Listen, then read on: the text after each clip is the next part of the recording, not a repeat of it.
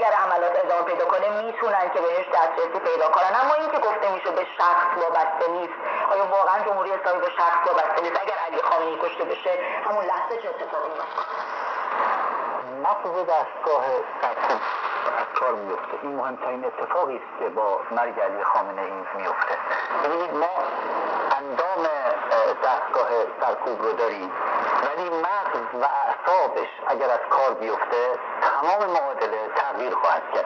این که علی خامنه‌ای رو زدن یا نزدن، یا این که اگر ویدئویی از اون منتشر بشه امروز ضبط شده یا قبلا ضبط شده، اینا بعداً معلوم میشه. اما یک اصل وجود داره در مواجهه با اخباری که جمهوری اسلامی از جنگ و در جنگ منتشر میکنه، و اون اینه که این اخبار، این ادعاها اصل بر اینه که دروغه مگر اینکه خلافش ثابت بشه. چرا اینو میگیم؟ تجربه جنگ 12 روزه.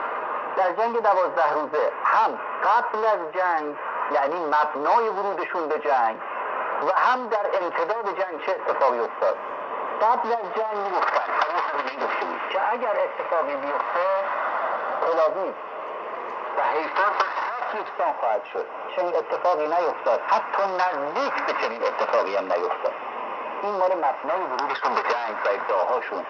بعد از اینکه جنگ شروع شد چی گفتن؟ در همون نخستین روزها گفتن که یه خلبان اسرائیلی رو دستگیر کردیم، گروگان گرفتیم و بردیم به جای پنهانی و انواع و اقسام قصه ها براش گفتن. وقتی جنگ تموم شد تا به امروز هیچ کسی درباره این پدیده صحبت نکرد. معلوم شد یک دروغ بود در لحظه، به خاطر نداشتن دستاورد مجبور شد